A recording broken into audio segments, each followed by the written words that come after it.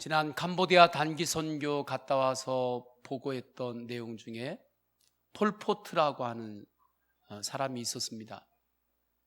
그 사람은 하나님의 말씀을 믿지 않는 사람입니다. 공산주의의 사상하고 칼의 힘, 그것을 믿었던 사람입니다. 결국 수많은 양민을 학살했죠. 죄인 중에 죄인이 된 것입니다. 반면에 많은 이들이 알고 있는 아브라함 링컨이 있습니다. 그 사람은 하나님의 말씀을 믿는 사람이에요.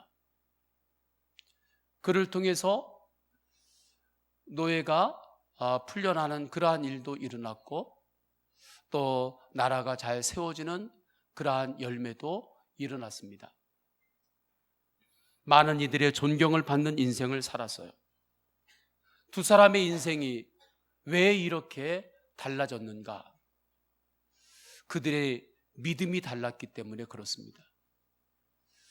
지금 내 행동의 결과가 미래라고 생각하는 사람들이 있습니다. 일부분은 맞지만 정확하진 않습니다. 지금 내가 무엇을 믿고 있느냐에 따라서 미래가 달라지는 것입니다. 폴포트는 하나님의 말씀을 믿지 않고 혁명의 칼, 공산 사상만을 믿었죠. 링컨은 하나님의 말씀을 믿었어요. 자기 인생의 뿌리는 성경 말씀이라고까지 표현했습니다. 그래서 백악관에서 가장 중요한 것은 그에게 있어서 기도방이었습니다. 무엇을 믿고 사느냐에 따라서 인생이 달라져요. 이스라엘 백성들이 광야를 통과할 때였습니다. 12명의 정탐꾼이 가나안 땅에 들어갔죠. 여호수아와 갈렙은 가나안 정탐을 하고 와서 이렇게 말합니다. 우리는 가나안 땅에 들어갈 수 있다.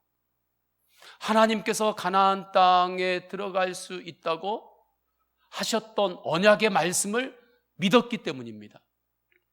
그런데 나머지 10명의 정탐꾼들은 우리는 가나안 땅에 못 들어간다.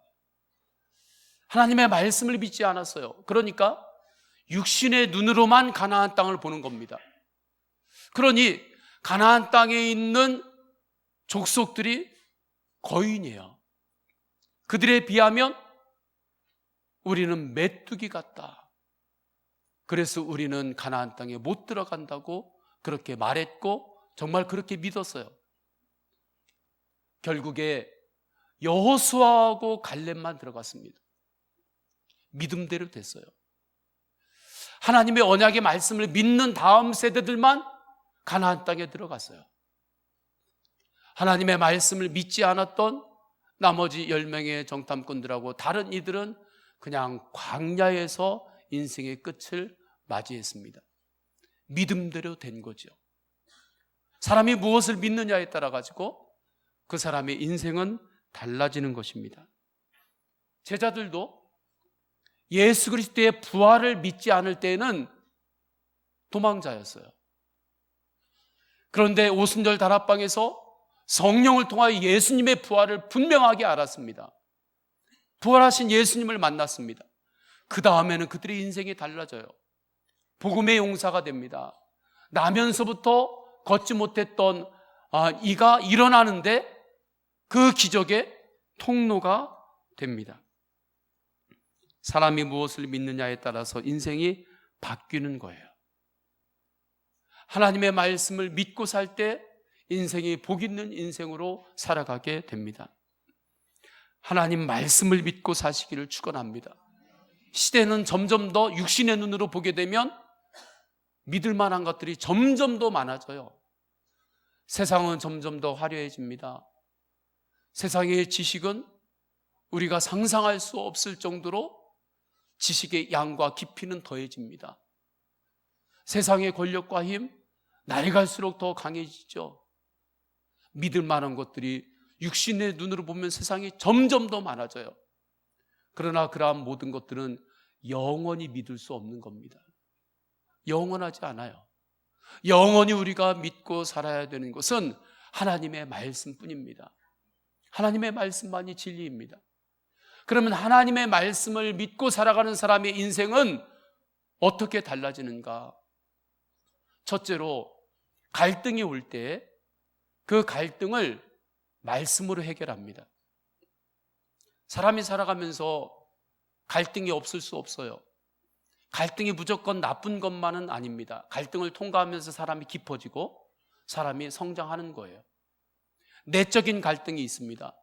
뭔가를 결정해야 되는데 속으로 어떻게 해야 될지 모르는 거죠. 속으로 갈등하는 거예요.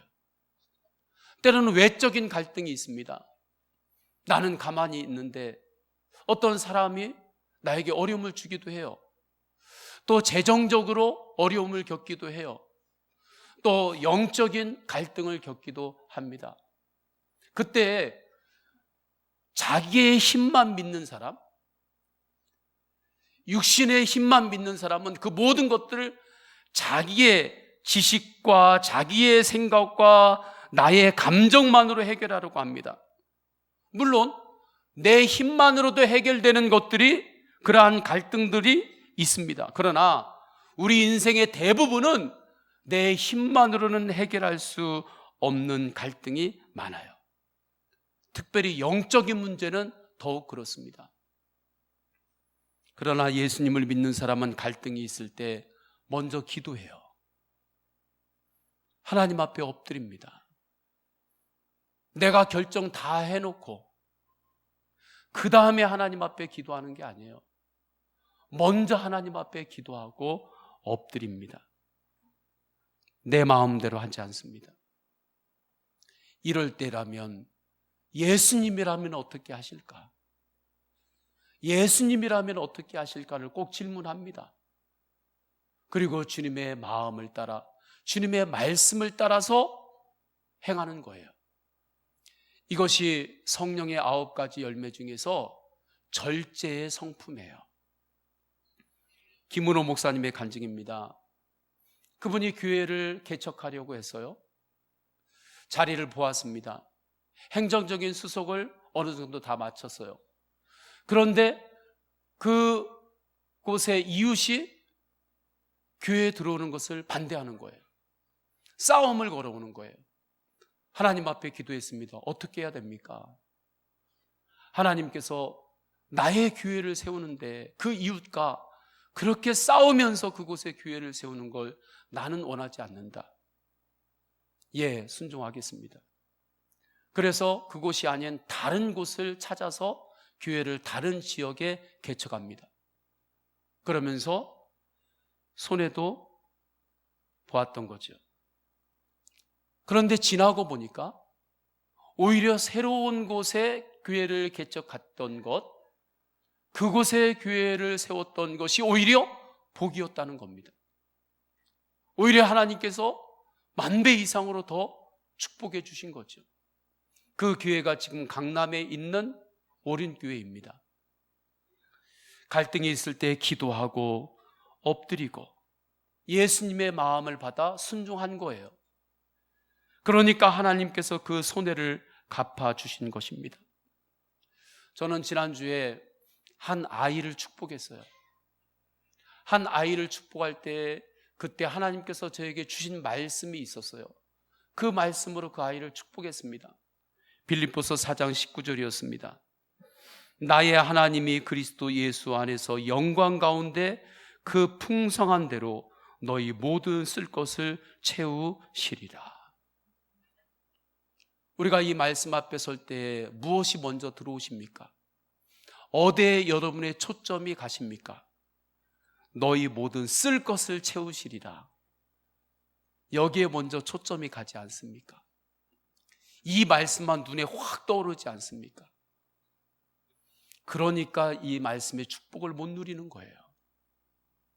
이 말씀의 핵심은 너희의 쓸 것을 채우시리라, 여기에 가 있는 게 아니라 앞부분이에요. 나의 하나님이 그리스도 예수 안에서 영광 가운데 그 풍성한 대로, 주님의 풍성함이 핵심이에요. 그 주님의 풍성함을 바라볼 때 그 풍성함이 나에게 필요로 채워지는 것입니다. 이 말씀으로 제가 축복한 이유가 있어요.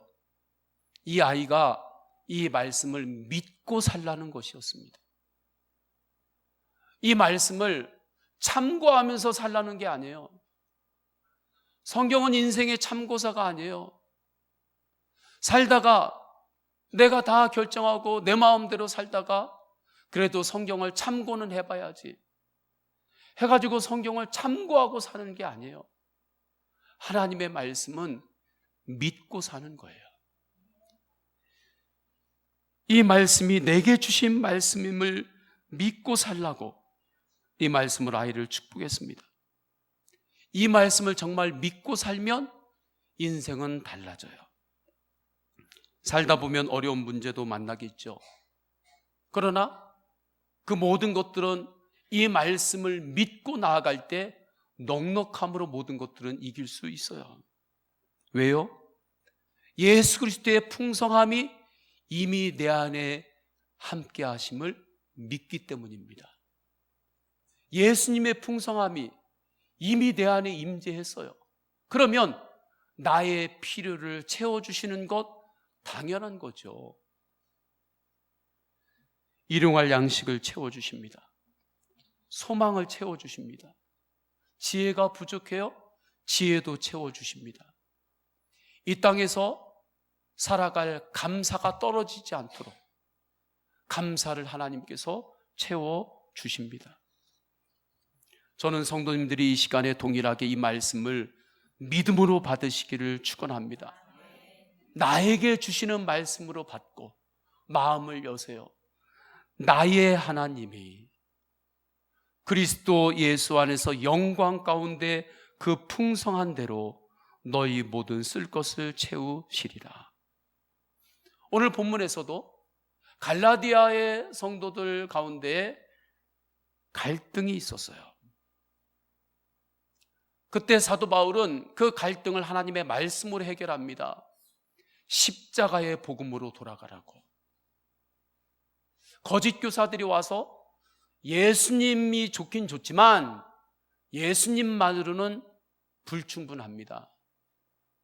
예수님만으로는 구원을 받을 수 없습니다. 예수님이 좋지만 예수님 말고도 다른 것이 필요합니다. 그렇게 그럴싸한 말로 사람들을 설득했어요. 사람들이 점점 설득이 돼가는 거예요. 그게 맞는 말 같거든요. 그래서 갈등이 일어난 것이었습니다. 그때 1절에 보면 어리석도다 갈라디아 사람들아 예수 그리스도께서 십자가에 못 박히신 것이 너희 눈앞에 밝히 보이거늘 누가 너희를 꾀더냐라고 말씀하는 거예요. 이 십자가 복음을 말씀할 때에 갈라디아 성도들이 이 말씀으로 갈등의 해결함을 받습니다. 갈등이 있을 때 혼자 꿍 하고 있지 마세요. 혼자만 소설 쓰지 마세요. 그때 가장 센 마귀가 틈탑니다. 그 마귀 이름이 뭐라고요?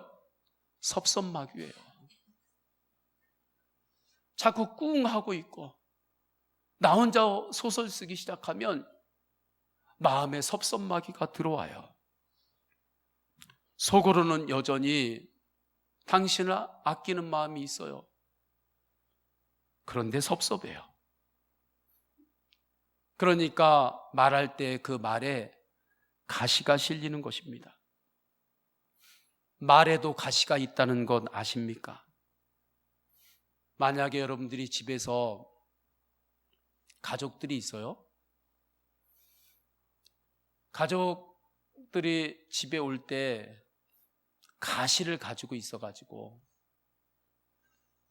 가시로 콕 찔러요. 사람이 손끝에 바늘로 콕 찔린다고 사람이 죽어요? 쓰러져요?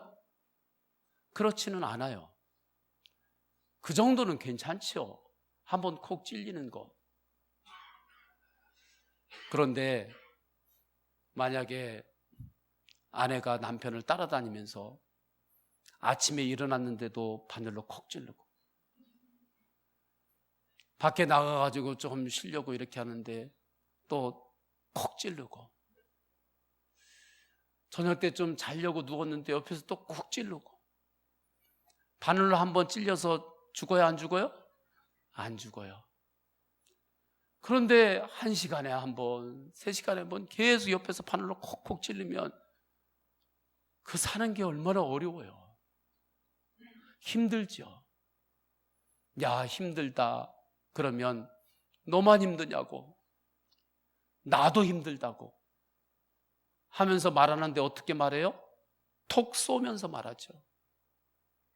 거기에 가시가 한번 탁 찔리는 거예요.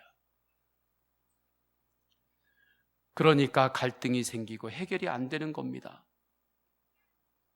가족을 사랑하지 않는 가족이 누가 있어요? 속으로는 사랑하죠. 그런데 서운해요.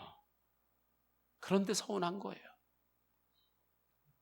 그때 예수님의 십자가를 바라보세요. 복음의 말씀을 붙드세요. 예수님은 머리에 가시면류관이 깊이 박혔어요. 옆에 창이 찔렸어요. 그런데도 하나님, 저들이 몰라서 그렇다고, 저 사람이 몰라서 그렇다고, 하나님 저를 용서해 달라고 계속해서 그를 위해 기도해 주셨어요. 그것이 십자가입니다. 예수님께서 내가 잘해서 나를 위해서 십자가를 지셨나요? 정말 나에게는 흠이 하나도 없어서 십자가의 사랑으로 예수님께서 나를 섬기셨나요? 태어나가지고 여기까지 살아오는 동안에 나는 내 인생에 흠이 하나도 없습니다. 나는 인생에 흠이 하나도 없이 산 사람입니다.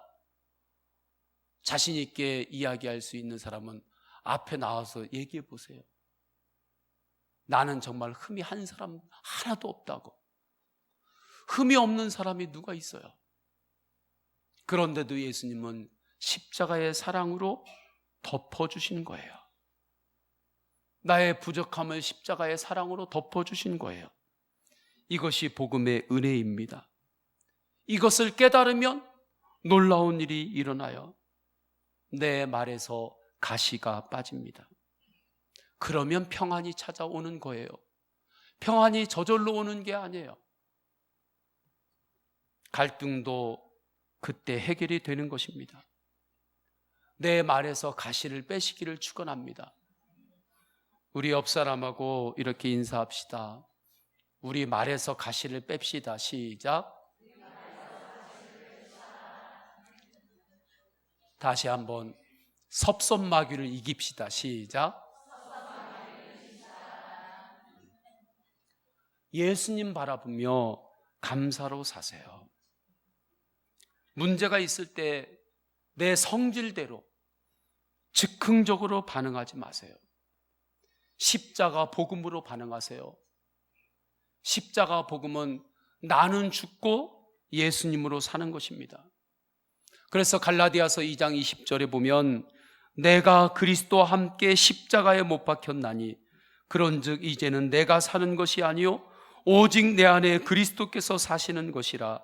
이제 내가 육체 가운데 사는 것은 나를 사랑하사 나를 위하여 자기 자신을 버리신 하나님의 아들을 믿는 믿음 안에서 사는 것이라고 말씀합니다.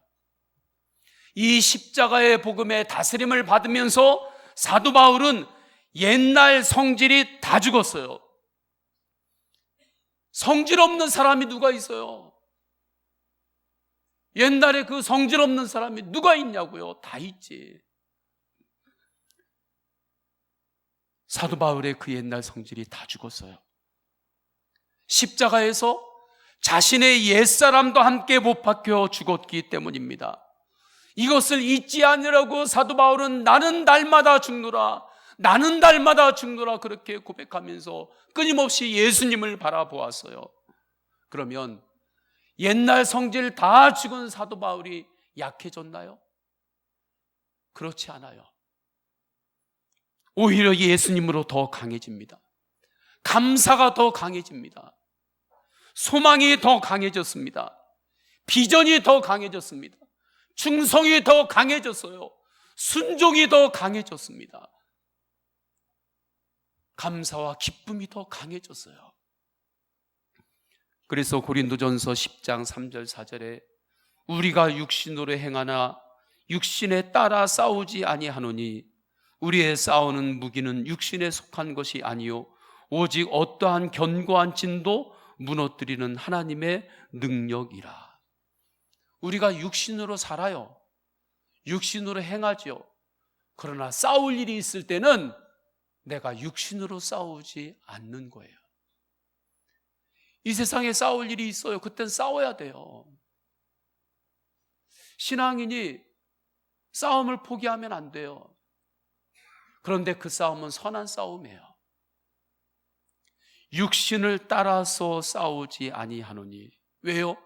우리의 싸우는 무기는 육신에 속한 것이 아니요 어떠한 견고한 진도 무너뜨리는 하나님의 능력이라. 예수 그리스도의 십자가, 예수 그리스도의 그 능력이 우리 안에 이미 임재했어요. 주님의 말씀으로 싸우세요. 할렐루야. 주님의 말씀에 순종함으로 선한 싸움을 하는 거예요. 그러면 어떠한 견고한 진이 있다 할지라도 그것은 깨져요. 깨지는 거예요. 허은석 선교사님의 유작인 내가 왕 바리새인입니다 라고 하는 책에서 자기 의가 나타날 땐 십자가로 달려가라라고 말하며 이렇게 고백합니다. 일터나 가정에서 혹은 교회에서 내가 이만큼 인내심을 보이고 헌신했으니 이제 나를 인정해 주겠지라고 생각했습니다. 그런데 돌아오는 대가가 없을 때가 있습니다. 그러면 눈에 힘이 들어갑니다. 입에서 거친 말이 폭포수처럼 쏟아져 나옵니다. 이때 얼른 십자가로 달려가야 합니다. 주님 내 육신을 장사 지내주시고 새 생명으로 나게 해주세요. 이렇게 날마다 십자가 앞에 엎드려 내가 죽어야 하는 겁니다. 하나님은 복을 주시기 전에 먼저 십자가를 지게 하십니다. 십자가 안에서 나의 탐심과 이기심과 교만을 깨뜨리고 제거해서 그 심령 가운데 성령이 임하신 뒤에 복을 주십니다. 그러므로 십자가가 곧 응답이고 축복입니다. 예수님의 십자가를 바라보세요. 내가 이 가정을 위해서 내가 어떻게 살았는데 나의 의가 나타날 때 십자가 앞에 나오세요. 십자가 앞에 엎드리세요. 모든 갈등의 해결은 십자가에 있습니다. 예수님의 말씀에 있어요. 예수님께서 네가 죽어라. 주님께서 말씀하시면 손해보는 것 같아도 억울한 것 같아도 죽어보세요. 지는 것이 이긴다고 말씀하기도 하죠. 우리나라의 이야기 중에 주님께서 네가 죽어라. 그러면 좀 내가 바보 같고 내 자존심이 상하는 것 같아도 주님 바라보며 죽어보세요. 그러면 삽니다. 너의 그 염려와 근심을 내려놔라. 그 근심의 보따리를 나에게 맡겨라. 너 아니면 이 가정 못 살 것 같고 아니다. 너의 가정을 나에게 맡겨라. 주님께서 말씀하실 때 그 염려의 보따리를 맡기세요. 예수님 앞에 풀어놓으세요. 이것이 기도입니다. 그때 주님께서 가장 선한 길로 인도하십니다. 짐을 잘 못 사는 사람은 보따리를 방 한쪽 구석에 가지고 계속 쌌다가 풀었다 쌌다가 풀었다 하는 거예요. 그쪽에 은사가 있는 거예요. 다 이유가 있어요. 한쪽 구석에 가지고 보따리를 쌌어요. 그런데 이게 아닌 것 같아서 또 내려놓고 또 다른 것들 쌌다가 또 이게 아닌 것 같아서 가지고 또 다시 풀러가지고 놓고 쌌다가 보니까 이 갠 것이 또 이게 아닌 것 같아서 또 풀어놓고 또 이렇게 했다가 풀어놨다가 하루 종일 보따리 하나 놓고 한쪽 구석 가지고 쌌다가 풀었다 쌌다가 풀었다 하는 거예요. 여행을 갈 때 그 여행 가방에 짐을 이것저것 다 자기가 쌓아요. 자기가 넣어요. 가가지고 자기가 찾는데도 못 찾아요. 자기가 찾는데도 못 찾아요. 집 정리도 못하는 은사를 가진 사람이 있어요. 치우라 그러면 이쪽에 있는 것을 이쪽에 치우고, 이쪽에 눈이 보이면 또 이것을 이쪽에 치우고, 그래서 왔다 갔다 하기만 하는 거죠. 그런데 짐을 잘 정리하는 은사가 있는 사람은 여행 가방을 쌀 때 분류해가지고 탁탁탁 쌓아요. 그래가지고 불이 없는 곳에 가도 찾아내요. 이거 열고 여기 있지 가지고 탁 찾아내는 거예요. 계속 이쪽에 있는 거 저쪽에 갖다 놨다가 이쪽에 갖다 놨다. 한 사람 그 방에 짐을 잘 정리하는 은사가 있는 사람이 들어가면 한나절만 지나면 그게 다 정리가 돼 있어요. 그 은사가 없는 사람은 신기한 거죠. 다 이유가 있거든요. 이거 어디 넣을 데가 없어서 이렇게 쌓아놓은 건데, 넣을 데가 없어가지고 이렇게 놓은 건데, 그 은사가 있는 사람이 들어가면 다 그게 들어갈 데가 있는 거죠. 자신의 육신의 짐 하나 정리하는 것도 이렇습니다. 짐을 싸는 것도 이런데 우리 인생의 짐은 어떻겠습니까? 갈등으로 인한 마음의 짐은 어떻겠느냐고요. 그 갈등으로 인한 마음의 짐을 자꾸 나 혼자 풀었다 쌌다 하지 말고, 여기 있는 것도 이쪽에도 옮겨놨다가 이쪽에 옮겨놨다 하지 마시고 예수님께 맡기세요. 예수님의 말씀에 맡기세요. 예수님의 말씀을 따라 순종하세요. 그때 예수님께서 그 짐을 해결해 주십니다. 그래서 수고하고 무거운 짐진 자들아 다 내게로 오라, 내가 너희를 쉬게 하리라 말씀하신 거예요. 그런데 여러분들이 수고하고 정말 인생의 짐을 가지고 살 때 정말 예수님께 그것을 가지고 나와 보셨나요? 정말 수고하고 인생의 짐이 있을 때 그것을 정말 예수님 앞에 가지고 나와 보셨나요? 주님 앞에 가지고 나오세요. 주님 앞에 내려놓으세요. 이 은혜를 받은 사람은 이제 예수님의 마음으로 다른 사람이 갈등 가운데 있을 때 그를 도울 수도 있습니다. 기도로 도울 수 있어요. 경청함으로 도울 수 있습니다. 저는 성도님들이 이러한 인생을 사시기를 축원합니다. 주님의 말씀을 믿고 살 때 인생이 이렇게 바뀌는 거예요. 두 번째, 하나님의 말씀을 믿고 살 때 그 인생은 죽음 이후에 천국 영생의 복을 받습니다. 인간에게는 죽음이 세 가지의 죽음이 있어요. 첫째는 육체의 죽음입니다. 병원에서 이야기하는 죽음이에요. 육신이 죽는 거예요. 또 하나의 죽음은 영의 죽음이에요. 영이 죽었다 이야기하죠. 이 죽음은 하나님과 우리의 영혼이 멀어지는 거예요. 육신은 살고 있어요. 그렇지만 내 영이 하나님과 멀어지는 거예요. 에덴 동산에서 아담이 하나님 앞에 죄를 지었을 때 하나님으로부터 자꾸 멀어지죠. 숨지요. 에덴으로부터 쫓겨납니다. 그때 아담의 육신은 그대로 살고 있었어요. 그렇지만 그를 죽었다고 말합니다. 그의 영이 죽은 거예요. 죄로 인해서 하나님과의 관계가 멀어진 거예요. 탕자가 아버지를 떠납니다. 육신은 살아있죠. 그러나 아버지를 떠났을 때 그것이 영이 죽은 거예요. 영이 죽으면 영감이 사라져요. 영적인 세계에 대해서 이야기해도 그게 무슨 소리인지 몰라요. 천국과 지옥을 이야기합니다. 그러면 무슨 천국하고 지옥이 있냐고 그래요. 사단의 영이 있습니다. 그러면 무슨 요즘 세상에 사단의 영이 있냐고 그래요. 영적 전쟁이 있습니다. 깨어 있어야 됩니다. 무슨 영적 전쟁이 있냐고. 경제 전쟁, 무역 전쟁은 빤히 다 알면서 영적 전쟁이 있다고 하면 그것은 도대체 무슨 말하는지를 몰라요. 왜요? 영이 죽었기 때문입니다. 또 하나, 영원한 죽음이에요.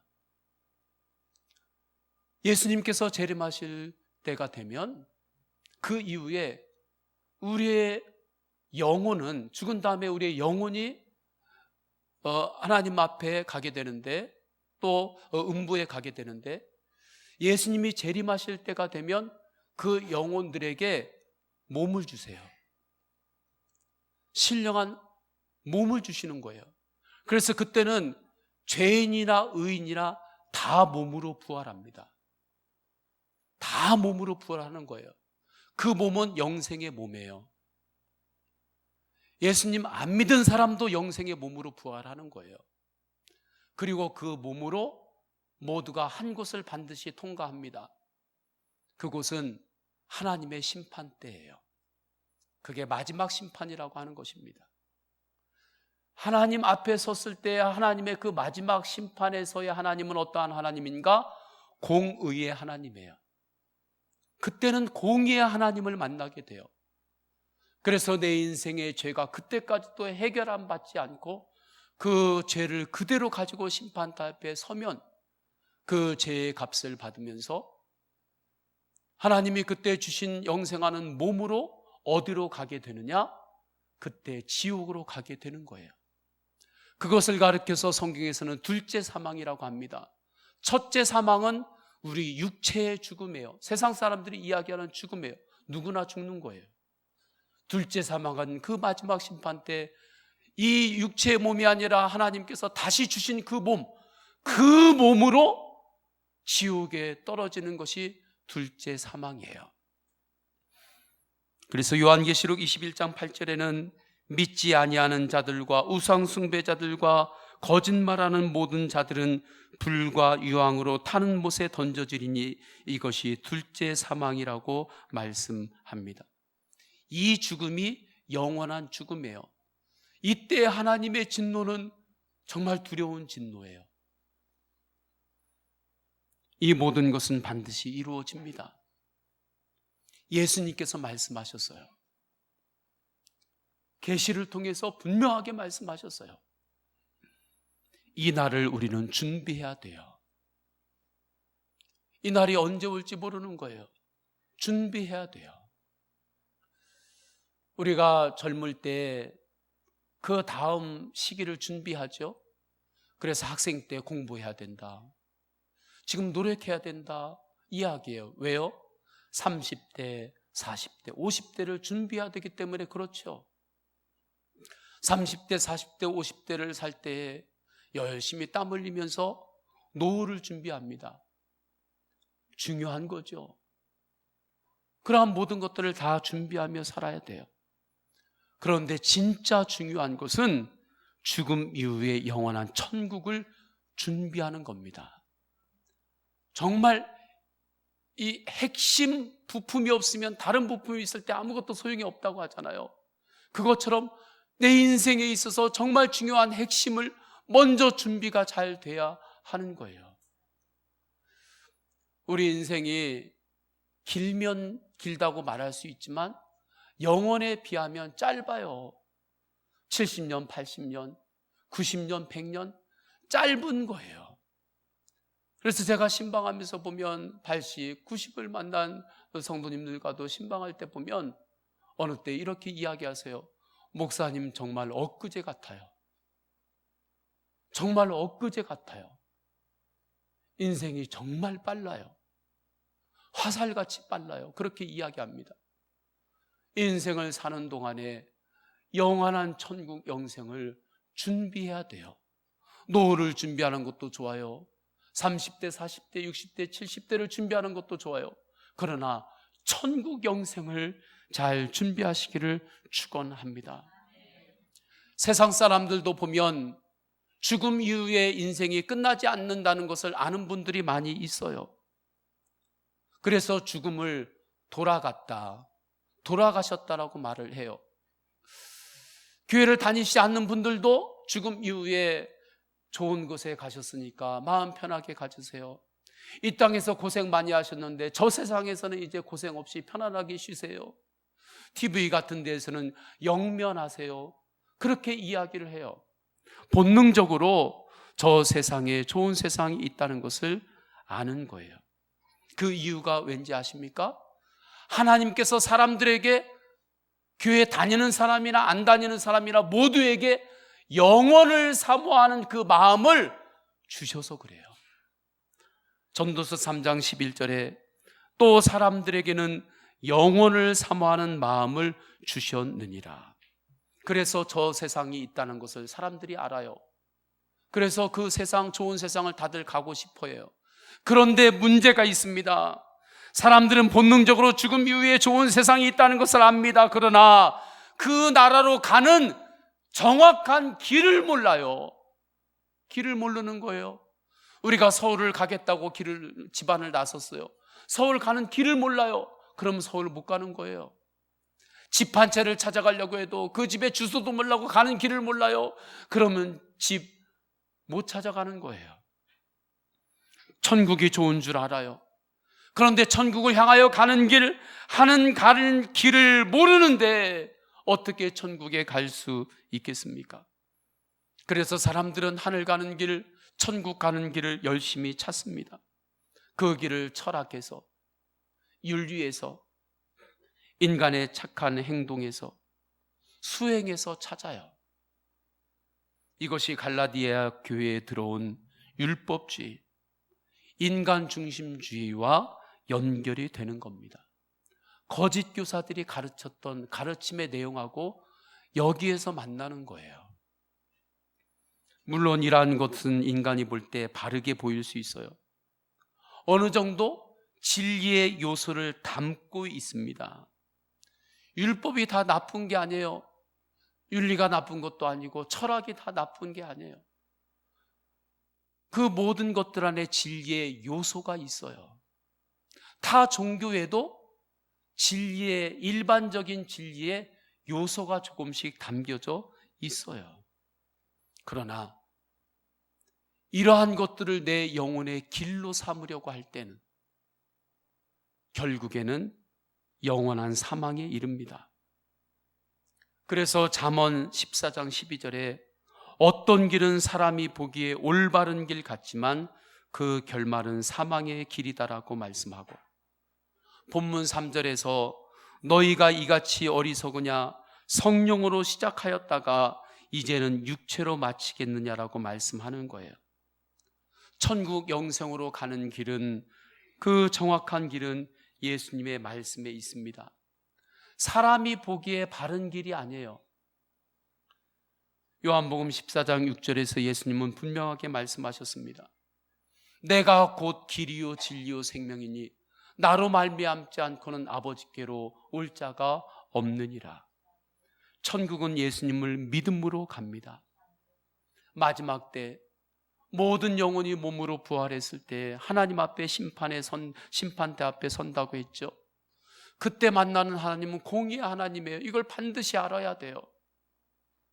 이것이 무겁다고 그냥 지나가면 안 돼요.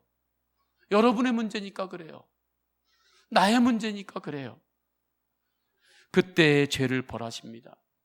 이때의 진노는 두려운 진노예요. 그런데 그때 예수님을 믿은 사람은 십자가 대속의 은혜로 죄사함 받았음이 드러납니다. 내 행위의 결과가 아니에요. 100% 오직 예수님의 은혜의 결과입니다.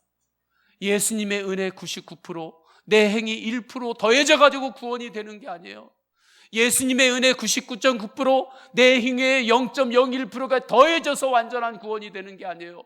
100% 오직 예수 그리스도의 십자가의 은혜로 구원을 받아요. 십자가의 보혈의 은혜로 마지막 심판 때에 하나님 앞에 설 때 우리의 죄가 다 씻어진 거예요. 은혜로 사함 받은 거죠. 그래서 천국으로 우리의 몸과 함께 우리가 인도함을 받는 거예요.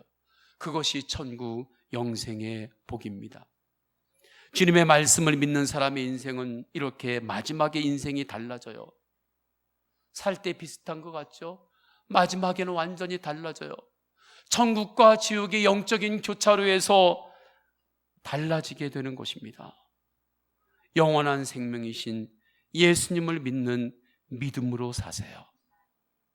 예수님을 믿는 믿음으로 사세요. 그러면 놀라운 일이 일어납니다. 죽음 이후만이 아니라 오늘 우리가 사는 지금 여기에서도 예수님께서 우리의 길을 인도하십니다. 지금 여기에서 예수님께서 우리의 길을 인도하시는 거예요. 지금 이후에만 인도하는 게 아니라 이 땅을 살아가는 매일 하루하루를 예수님께서 우리를 인도하세요.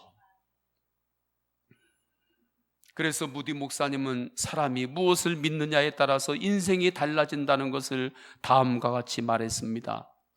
그대 자신을 믿어보라. 그대는 실망할 때가 있을 것이다. 친구를 믿어보라. 어느 날 그들은 죽거나 그렇지 않으면 그대와 헤어지는 날이 올 것이다. 그대의 명성을 믿어보라. 어느 때 회방하는 혀가 그것을 뒤집어 엎을 것이다. 그러나 예수 그리스도를 믿어보라.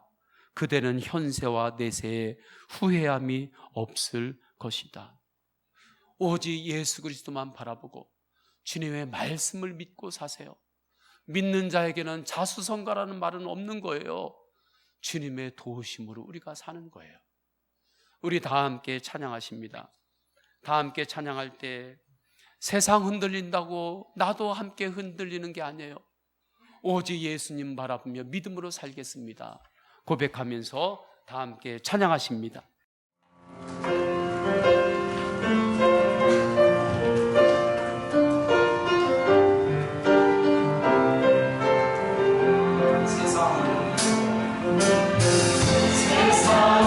세상 흔들린다고 같이 흔들리지 마세요.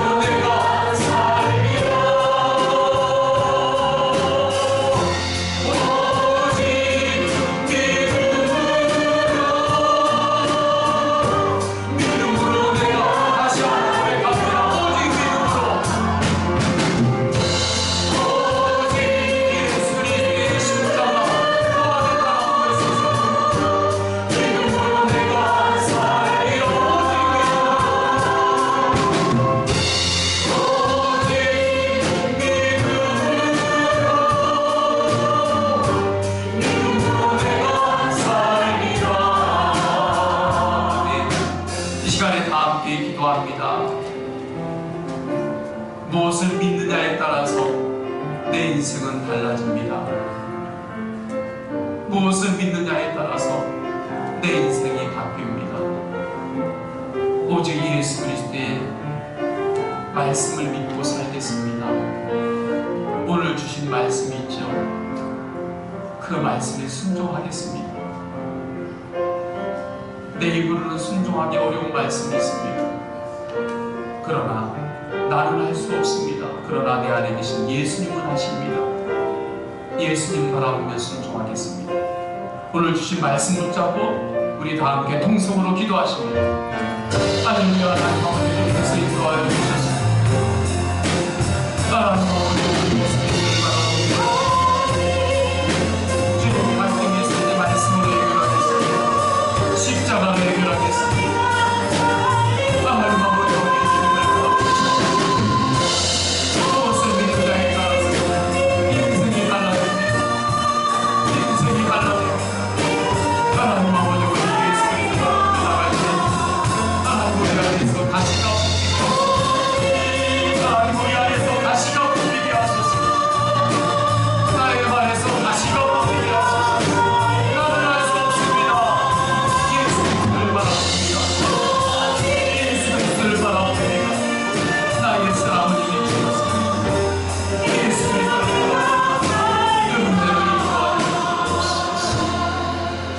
예수 그리스도의 이름으로 기도드립니다. 아멘.